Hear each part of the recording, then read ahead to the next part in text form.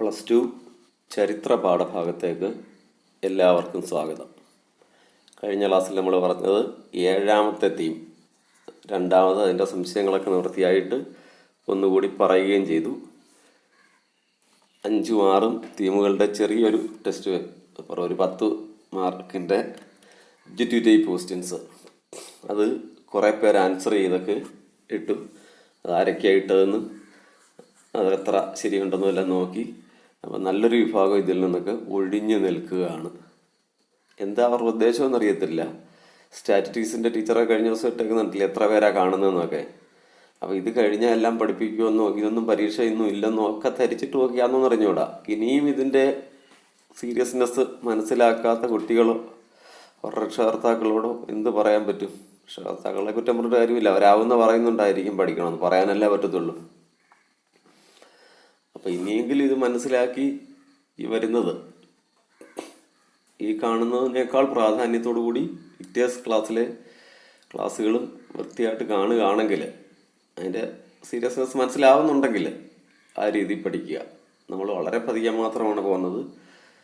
8ാമത്തെ അതിലോട്ട് കയറുന്ന ഒരു ചെറിയ പോർഷനും ഇൻട്രൊഡക്ഷനും അതായി കാര്യങ്ങളിലോട്ടേ കിടക്കുന്നുള്ളൂ. ശരി, theme 8 peasants zamindars and the state എന്നാണ് പാഠത്തിൻ്റെ പേര്. Agrarian society and the Mughal empire, 16th to 17th centuries. കർഷകർ, സെമീന്ദാർമാർ, രാഷ്ട്രം, കാർഷിക സമൂഹവും മുഗൾ സാമ്രാജ്യവും, 16 തൊട്ട് 17 വരെ നൂറ്റാണ്ടുകളിൽ. ഇതാണ് നമുക്ക് പഠിക്കാനുള്ളത്. During the 16th and the 17th centuries, about 85% of the population of India lived in the villages. 16-17 നൂറ്റാണ്ടുകളിൽ ഇന്ത്യൻ ജനസംഖ്യയുടെ 85% ഗ്രാമങ്ങളിലാണ് ജീവിച്ചുകൊണ്ടിരുന്നത്. അതിൽ തന്നെ ബഹുഭൂരിപക്ഷത്തിൻ്റെയും തൊഴിൽ കൃഷി. അന്നും ഇന്നും അത് തന്നെ കൃഷി ആയിരുന്നു ബഹുഭൂരിപക്ഷത്തിൻ്റെയും തൊഴിൽ. External agencies entered into the rural world. ആദ്യം അവർക്ക് വേണ്ടി കൃഷി ചെയ്തു, കമ്പോളത്തിന് വേണ്ടി കൃഷി ചെയ്തു. ഇങ്ങനെ ആയാലും അവർക്ക് ശല്യപ്പെടുത്താൻ മറ്റാരും ഇല്ലായിരുന്നു. ഇത് ബാഹ്യശക്തികൾ അവരുടെ ആ ഗ്രാമീണ ജീവിതത്തിലേക്ക് കടന്നു വരുന്നു. Most important among these was the Mughal state. Mughal സാമ്രാജ്യം, മുഗൾ രാഷ്ട്രമാണ് ഇതിനകത്ത് ഏറ്റവും പ്രധാനപ്പെട്ടത്. Mughal state derived the bulk of its income from agricultural production. അതിൻ്റെ കാര്യം പറയുന്നില്ല. അന്നത്തെ മുഗൾ സ്റ്റേറ്റിൻ്റെ ഭൂരിപക്ഷം ഇൻകവും ഇതിൽ നിന്ന് തന്നെയാണ്, കാർഷിക നിധിയിൽ നിന്ന് തന്നെയാണ് ലഭിച്ചിരുന്നത്. Therefore, the agents of the state such as revenue assessors, collectors and record keepers tried to control rural society. അപ്പോൾ മുഗൾ സ്റ്റേറ്റിൻ്റെ ഉദ്യോഗസ്ഥര്, റവന്യൂ അസസേഴ്സ്, ഭൂനികുതി നിർണ്ണയിക്കുന്നവർ, കളക്ടേഴ്സ്, റെക്കോർഡ് കീപ്പേഴ്സ്, മറ്റു വിവരങ്ങളൊക്കെ സൂക്ഷിച്ചു വെക്കുന്നവർ, try to control rural society. ഗ്രാമീണ സമൂഹത്തിലേക്ക് അവരുടെ ഇൻറർഫറൻസ് ആയി. The agrarian society was also linked with the towns. ഗ്രാമീണ സമൂഹം എന്ന് കരുതി അവരതും പറഞ്ഞാൽ ഒറ്റപ്പെട്ട് നിൽക്കുമല്ല, ഇത് ടൗണുകളുമായിട്ട് ബന്ധമുണ്ടായിരുന്നു. Peasants produced many crops for sale. So trade money and markets entered the villages and linked the agricultural areas with the towns. കർഷകർ വിൽപ്പനയ്ക്കായി ധാരാളം വിളകൾ ഉൽപ്പാദിപ്പിച്ചിരുന്നു. സ്വാഭാവികമായും വ്യാപാരവും പണവും വിപണികളും ഗ്രാമങ്ങളിലേക്ക് കടന്നു വരികയും ഗ്രാമപ്രദേശങ്ങളെ നഗരങ്ങളുമായി ബന്ധിപ്പിക്കുകയും ചെയ്തു. പെസൻസ് ആൻഡ് അഗ്രികൾച്ചറൽ പ്രൊഡക്ഷൻ, കർഷകരും കാർഷികോൽപാദനവും. The basic unit of agricultural society was the village which was inhabited by peasants. കാർഷിക സമൂഹത്തിന്റെ അടിസ്ഥാന ഘടകം കർഷകർ അധിവസിച്ചിരുന്ന ഗ്രാമങ്ങളായിരുന്നു. കർഷകർ അധിവസിച്ചിരുന്ന ഗ്രാമങ്ങൾ തന്നെയാണ് അടിസ്ഥാന ഘടകം എന്ന് പറയുന്നത്. The പെസൻസ് performed various seasonal tasks such as tilling the soil, sowing seeds and harvesting the crops. They also participated in the production of agro based goods such as sugar and oil. കർഷകർ എന്തൊക്കെയാണ് ചെയ്തിരുന്നതെന്നൊക്കെ നോക്കാം. നിലമൊരുക്കുക, വിത്ത് വിതയ്ക്കുക, വിളവെടുക്കുക, എടുക്കുക തുടങ്ങിയ ഒരുപാട് പ്രവർത്തനങ്ങളൊക്കെ അവർ ചെയ്തിരുന്നു. കൃഷി അടിസ്ഥാനമാക്കിയിട്ടുള്ള പഞ്ചസാര, എണ്ണ, കരിമ്പ് കൃഷിയിൽ നിന്നല്ലേ പഞ്ചസാര എടുക്കുന്നത്, എണ്ണ മുതലായ സാധനങ്ങളുടെ ഉൽപാദനത്തിലും അവർ പങ്കെടുത്തു. ഇനി എല്ലാ പാഠത്തിലെയും പോലെ നമുക്ക് ഈ പാഠം പഠിക്കാനുള്ള ഉറവിടങ്ങൾ, സ്രോതസ്സുകളിലേക്ക് കടക്കാം. ലുക്കിംഗ് ഫോർ സോഴ്സസ്, ഉറവിടങ്ങളിലേക്ക് കടക്കാം. അപ്പൊ അതിനൊരു വലിയ പ്രശ്നം ഉണ്ടായിരുന്നു. ഉറവിടങ്ങളിലേക്ക് നോക്കിയപ്പോൾ peasants are the main actors of the agrarian society, but peasants did not write about themselves. Agrarian സൊസൈറ്റിയിൽ പെസൻസ് ആണല്ല, പക്ഷെ അവരെ കുറിച്ച് ഒന്നും എഴുതി വെക്കാറില്ല. So we hardly get information from the peasants about the working of the rural society. അപ്പോൾ അവരെക്കുറിച്ചുള്ള വിവരങ്ങൾ അവരൊന്നും എഴുതി വെക്കാത്തടത്തോളം കാലം നമുക്ക് അവരെക്കുറിച്ച് കിട്ടിയ വിവരങ്ങളും വളരെ കുറവാണ്.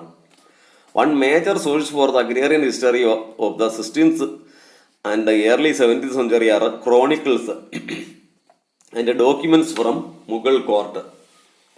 16 17 നൂറ്റാണ്ടുകളിലെ കാർഷിക ചരിത്രത്തെ കുറിച്ചുള്ള നമ്മുടെ സ്രോതസ്സുകൾ മുഗൾ രാജസദസ്സിലെ ദിനവൃത്താന്തങ്ങളും പ്രമാണങ്ങളുമാണ്. ക്രോണിക്കിൾസ്, അതാണ് ദിനവൃത്താന്തങ്ങളും പ്രമാണങ്ങളും അതിൽ നിന്നാണ് നമുക്ക് ലഭിച്ചിരുന്നത്. One of the most important chronicles was the Ain-i Akbari written by Abul Fazl എഴുതിയ ഐനി അക്ബാരിയാണെന്ന് ലഭിച്ച ഏറ്റവും നല്ലൊരു ദിനവൃത്താന്തം. Abul Fazl was the court historian of Akbar. His text carefully recorded the arrangements made by the state to ensure cultivation, to enable collection of revenue by the agencies of the state. അപ്പോൾ court historian ആണ്, അക്ബറുടെ കോർട്ടിലെ historian തന്നെയാണ് ഇദ്ദേഹം. വളരെ വിശദമായിട്ട് തന്നെ കർഷകരെ പറ്റി വളരെ വിശദമായിട്ട് തന്നെ എഴുതിയിരുന്നു. കൃഷി ഉറപ്പുവരുത്താനും നികുതി പിരിക്കാനും രാഷ്ട്രവും ജമീന്ദാർമാരും തമ്മിലുള്ള ബന്ധത്തെ നിയന്ത്രിക്കാനും രാഷ്ട്രം നടത്തിയിരുന്ന ക്രമീകരണങ്ങളെ കുറിച്ച് വിശദമായിട്ട് പറഞ്ഞിരുന്നു. പക്ഷെ ഇത് അത്ര ആധികാരികമല്ല. ഇദ്ദേഹം എഴുതിയതെല്ലാം രാജാവിന് വേണ്ടിയാണ്, അക്ബർക്ക് വേണ്ടിയാണ്, അപ്പോൾ കർഷകന് വേണ്ടിയല്ല. അപ്പോൾ ഒരു വൺ സൈഡ് റൈറ്റിംഗ് എന്ന് നമുക്ക് ഇതിനെപ്പറ്റി പറയേണ്ടി വരും. Revenue records from Gujarat, Maharashtra and Rajasthan belonging to the 17th and 18th centuries. അടുത്ത ഉറവിടം ഗുജറാത്തിലെയും മഹാരാഷ്ട്രയിലെയൊക്കെ റവന്യൂ റെക്കോർഡ്സ് ആണ്. അപ്പോൾ ഇത് നമുക്ക് ഉപയോഗിക്കാം. The extensive records of east India കമ്പനിയുടെ രേഖകളിൽ നിന്നും നമുക്ക് ഒരുപാട് കാര്യങ്ങൾ ലഭിക്കുന്നു. അപ്പോൾ അതും കർഷകരെ കുറിച്ച് പഠിക്കാനുള്ള ഉറവിടങ്ങളിൽ പെടുത്താം. ഇത്രയുമൊക്കെയാണ് സോഴ്സസ് അഥവാ ഉറവിടങ്ങൾ. അബുൾ ഫസലിന്റെ ഐനി അക്ബാരി, പിന്നെ ഗുജറാത്തിലെ മഹാരാഷ്ട്രയിലെയൊക്കെ റവന്യൂ റെക്കോർഡ്സ്, ഈസ്റ്റ് ഇന്ത്യ കമ്പനിയുടെ രേഖകൾ. ഇത് കഴിഞ്ഞ് പെസൻസ് ആൻഡ് ദെയർ ലാൻഡ്സ്. ഇതിൽ ശരിക്കും പരീക്ഷയ്ക്ക് ചോദിക്കുന്ന ഭാഗമുണ്ട്, ഇമ്പോർട്ടൻ്റ് ആയ ഭാഗമുണ്ട്. Indo Persian sources of the Mughal period frequently use the term raiyat or muzarian to denote the peasant. കർഷകനെ സൂചിപ്പിക്കാൻ വേണ്ടിയിട്ട് ഇൻഡോ പേർഷ്യൻ രേഖകളിൽ ഉപയോഗിക്കുന്ന റയറ്റ്, മുസാരിയൻ തുടങ്ങിയ പദങ്ങളാണ്. ഈ പദങ്ങളൊക്കെയാണ് കർഷകനെ സൂചിപ്പിക്കാൻ വേണ്ടി ഉപയോഗിക്കുന്നത്. ഇനി നമുക്ക് താഴോട്ട് വരുമ്പോൾ വേറെ പദങ്ങളുണ്ട്. മുഗൾ കാലഘട്ടത്തിൽ 2 തരത്തിലുള്ള കർഷകർ ഉണ്ടായിരുന്നു, ഖുദ് കഷ്ത എന്നും പാഹി കഷ്ത എന്നും. അപ്പൊ ഇത് ശരിക്കും എക്സാം പോയിന്റ് ആണ്. എന്താണ് ഖുദ് കഷ്ത, എന്താണ് പാഹി കഷ്ത? അപ്പൊ നമുക്ക് അങ്ങോട്ട് കടക്കാം. ഒന്നാമതായി khud kashta. They were residents of the village in which they held their lands. അവരാ അധിവസിച്ചിരുന്ന, അവർ കൈവശം വെച്ചിരുന്ന ഭൂമിയിൽ തന്നെയാണ് അവർ ജീവിച്ചിരുന്നത്. They were permanent resident cultivators of the village. സ്ഥിരമായി താമസിച്ച് കൃഷി ചെയ്തിരുന്നവരാണ്. ഗ്രാമങ്ങളിലെ സ്ഥിര കർഷകരെ നമുക്ക് ഖുദ് കഷ്ത എന്ന് പറയാം. Pahi kashta. They were non resident cultivators. They belonged to other village. അവര് അവിടെ അല്ല താമസിച്ചിരുന്നത്, മറ്റ് വില്ലേജുകളിൽ നിന്ന് ഇവിടെ വന്ന് കൃഷിക്ക് വേണ്ടി വരുന്നവരാണ് പാഹി കഷ്ത. അപ്പോൾ പെട്ടെന്ന് ഓർത്തിരിക്കാന്നുള്ളത്. ഖുദ് കഷ്ത സ്ഥിരമായി കൃഷിയിടങ്ങൾക്കടുത്ത് വീട് വെച്ച് താമസിക്കുന്ന സെറ്റിൽഡ് കൾട്ടിവേറ്റേഴ്സും, പാഹി കഷ്തയാണെങ്കിൽ മറ്റു കാര്യങ്ങൾ മൂലം ഇപ്പുറത്തോട്ട് വരേണ്ടി വരുന്നവരും. എന്താണ് മറ്റു കാര്യങ്ങളെന്ന് നോക്കാം. സം പീപ്പിൾ ബിഗെയിം പാഹി കഷ്ത ഔട്ട് ഓഫ് ചോയ്സ്. ചിലര് പാഹി കഷ്തയാവുന്നത് ഔട്ട് ഓഫ് ചോയ്സ്, അവരുടെ ഇഷ്ടപ്രകാരമാണ്. ചില സ്ഥലങ്ങളിൽ നികുതിയൊക്കെ കുറവാണ്, നല്ല ഭൂമിയൊക്കെ ഉണ്ട്, അത് നോക്കി ഇവിടെ വന്ന് കൃഷി ചെയ്യുമ്പോൾ അവർ പാഹി കഷ്തയായിട്ട് മാറുന്നു. സം പീപ്പിൾ ബിഗെയിം പാഹി കഷ്ത ഔട്ട് ഓഫ് കമ്പൽഷൻ. നിർബന്ധം മൂലം അവർക്ക് ഇഷ്ടമല്ലാഞ്ഞിട്ടും വരേണ്ടി വരികയാണ്, മറ്റൊരു സ്ഥലത്ത് പോയി കൃഷി ചെയ്യേണ്ടി വരികയാണ്. They were forced to begin pahi കഴ്ച because of the economic distress after a famine. ഒരു സാമ്പത്തിക തകർച്ചയുണ്ടായി, ഒരു ഫാമിന് ശേഷം, ഭയങ്കരമായ ഒരു ക്ഷാമത്തിന് ശേഷം ഒരു സാമ്പത്തിക തകർച്ച ഉണ്ടായപ്പോൾ സ്വന്തം ഗ്രാമം വിട്ട് അപ്പുറത്ത് പോയി കൃഷി ചെയ്യേണ്ടി വരുന്നവരെ ബാഹ്യ കഴ്ചപ്പെടുത്താം. An average peasant of north India possessed not more than a pair of bullocks and 2 ploughs എന്ന് പറഞ്ഞേക്കുന്നു. ഒരു ആവറേജ് ഉത്തരേന്ത്യയിലെ ഒരു ശരാശരി കർഷകന് ഒരു ജോഡി കാളകളും 2 കലപ്പകളും മാത്രമേ സ്വന്തമായിട്ടുണ്ടായിരുന്നുള്ളൂ എന്ന്. അപ്പോൾ പിന്നെ കുറെ കൂടെ ഭൂമി ഉള്ളവരെ പല സ്ഥലത്തും പല പേരില് മുസാരിയൻ എന്നും ആസാമി എന്നും ഒക്കെ വിളിച്ചിരുന്നെന്ന്. അപ്പോൾ കർഷകനെ വിളിച്ചിരുന്ന പല പേരുകളാണ് റയറ്റ്, മുസാരിയൻ, കിസാൻ, ആസാമി, ഇങ്ങനെ പല പേരുകളിലാണ് കർഷകനെ ഇൻഡോ പേർഷ്യൻ ഭാഷകളിലും അവരുടെ റെക്കോർഡുകളിലും ഒക്കെ വിളിച്ചിരുന്നത്. അടുത്തതായി ഇറിഗേഷൻ ടെക്നോളജി. കൃഷിക്ക് ഏറ്റവും അനിവാര്യമായ ജലസേചനത്തിന്റെ ടെക്നോളജി. ഇപ്പോഴത്തെ പോലെ കറണ്ട് വെച്ചു വലിയ പമ്പ് സെറ്റ് വെച്ചു ഒന്നുമല്ല. അപ്പോൾ അവരുടെ ടെക്നോളജി എന്തൊക്കെയാണെന്ന് നോക്കാം. അതിന് മുകളിൽ കോളത്തിൽ തന്നെ അതിശയകരമായ ഒരു കാര്യം ബാബർ നാമായി പറഞ്ഞേക്കുന്നു. ഇന്ത്യൻ കർഷകരുടെ വില്ലേജുകളും ടൗണുകളും ഒക്കെ വേണമെങ്കിൽ നിമിഷ നേരം കൊണ്ട്, ഇന്നലെ അങ്ങോട്ട് പോകുമ്പോൾ കണ്ട ഗ്രാമം അല്ലെങ്കിൽ ടൗണ് ഇന്ന് യാതൊരു അവശിഷ്ടം പോലും ഇല്ലാതെ മാറിയിരിക്കുന്നു. അപ്പോൾ സ്ഥിരമായ കെട്ടിടങ്ങളോ കൃഷിഭൂമികളോ ഒന്നുമല്ല. അപ്പോൾ അവിടുത്തെ കൃഷി ഉപേക്ഷിച്ചു അവർ മൊത്തം പേരും അങ്ങ് മറ്റു സ്ഥലത്തേക്ക് അങ്ങ് പോകുമായിരുന്നു എന്ന് ബാബർ നാമയിൽ ഇദ്ദേഹം അതിശയത്തോടു കൂടി ബാബർ എഴുതിയിരിക്കുന്നു. ഇറിഗേഷനിൽ the primary purpose of agriculture is to feed the people. അഗ്രികൾച്ചറിന്റെ അടിസ്ഥാന സ്വഭാവം എന്ന് പറഞ്ഞാൽ ജനങ്ങളെ തീറ്റിപ്പോറ്റുക എന്നുള്ളതാണ്. So basic staples such as rice, wheat or millets were the most frequently cultivated crops. അതുകൊണ്ട് തന്നെ അടിസ്ഥാന വിളകളായ നെല്ല്, ഗോതമ്പ്, മില്ലറ്റ്സ്, മറ്റ് തിനവർഗ്ഗങ്ങളൊക്കെയാണ് സ്ഥിരമായി കൃഷി ചെയ്തു വന്നിരുന്നത്. The constant expansion of agriculture mainly depends on 4 factors.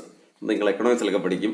അഗ്രികൾച്ചറിന്റെ ആ വളർച്ച 4 ഘടകങ്ങളെ അനുസരിച്ചിരിക്കുന്നെന്ന് നിങ്ങൾക്ക് പറയാൻ പറ്റുന്നതേ ഉള്ളൂ. നമുക്ക് നോക്കാം.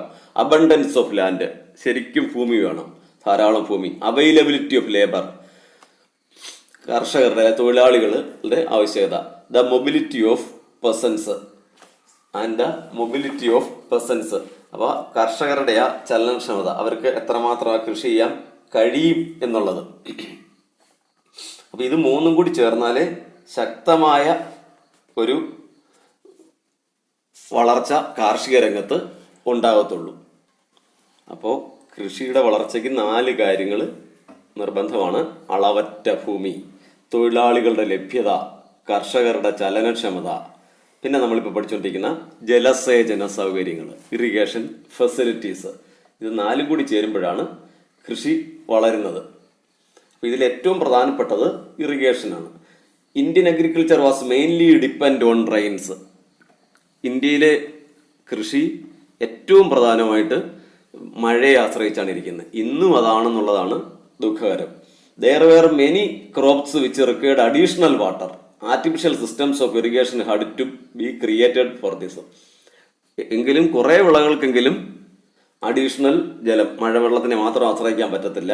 അതുകൊണ്ട് കൃത്രിമമായ ജലസേചന മാർഗങ്ങൾ നിർമ്മിക്കേണ്ടി വന്നു. The state undertook digging of new canals in northern India. രാഷ്ട്രം അവർക്ക് നികുതി വേണ്ടായോ, അതുകൊണ്ട് പുതിയ കനാലുകളൊക്കെ നിർമ്മിച്ചു കൊടുത്തു. Many old canals were also repaired. Old കനാലുകളൊക്കെ, ഉദാഹരണം ഷാൻഡാർ കനാൽ, പഞ്ചാബിലെ കനാൽ, ഷാജഹാൻ നിർമ്മിച്ചു കൊടുത്ത കനാലിന്റെ കാര്യമൊക്കെ പറഞ്ഞേക്കുന്നു. Irrigation was mostly done using well water which was extracted through the use of wheels and bullock power. കൃഷി ഏറ്റവും കൂടുതൽ ജലസേന ഏറ്റവും കൂടുതൽ നടത്തിയിരുന്നത് കിണർ വെള്ളം ഉപയോഗിച്ച് തന്നെയാണ്. ചക്രവും കാളശക്തിയും ഉപയോഗിച്ചാണ് കിണറുകളിൽ നിന്നും വെള്ളം എടുത്തിരുന്നത്. ഈ രീതിയിലുള്ള വെള്ളം എടുക്കലിനെ പറ്റിയൊക്കെ മുമ്പ് നമ്മൾ പറഞ്ഞ പുസ്തകത്തിൽ ബാബർ നാമയില് ബാബർ വിശദമായിട്ടൊക്കെ ഇതിനെക്കുറിച്ച് പറഞ്ഞിട്ടുണ്ട്. വെള്ളം എടുക്കുന്നതിന് പിന്നെ അവർ ഇത് മാത്രമല്ല, പേർഷ്യൻ ചക്രം, തൊട്ടി, കയറ് തുടങ്ങി പല ഉപകരണങ്ങളും അവർ ഉപയോഗിച്ചിരുന്നു. The agriculture was mainly depend on human labour. കർഷകരുടെ, തൊഴിലാളികളുടെ അധ്വാനത്തിനെ ആശ്രയിച്ചാണ് കൃഷി നിന്നിരുന്നത്.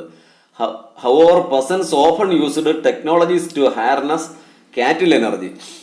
കുറെ ടെക്നോളജികളൊക്കെ അവർ കൊണ്ടുവന്നു. ഈ മൃഗങ്ങളുടെ ഊർജം അതുപയോഗിച്ച് അതും കൂടെ ഉപയോഗിക്കാൻ പറ്റുന്ന രീതിയിലുള്ള ടെക്നോളജികളൊക്കെ കൊണ്ടുവന്നിരുന്നു. One example was the wooden plough. ഏറ്റവും പ്രധാനപ്പെട്ട ഒരു എക്സാമ്പിള് തടിക്കലപ്പയാണ്. Which was light and easily assembled with an iron tip. അത് ഭാരം കുറഞ്ഞതാണ്. അതിൻ്റെ ആ അരിയിൽ ഒരു അയൺ ടിപ്പ്, ഒരു ഇരുമ്പ് കൊഴു നിസ്സാരമായിട്ട് വെച്ച് പിടിപ്പിക്കുകയും ചെയ്യാം. അതിന് ചില ഗുണങ്ങളൊക്കെ ഉണ്ടായിരുന്നതിനും അതിൻ്റെ ഗുണങ്ങൾ പറഞ്ഞാൽ ഭാരക്കുറവാണ്. വളരെ ആഴത്തിലൊന്നും കുഴിയെടുക്കാൻ സാധിച്ചിരുന്നില്ല. അപ്പം അതുകൊണ്ട് ചില ഗുണമുണ്ട്. വേനൽക്കാലത്ത് ഒരുപാട് ജലമൊന്നും നഷ്ടപ്പെടത്തില്ലായിരുന്നു.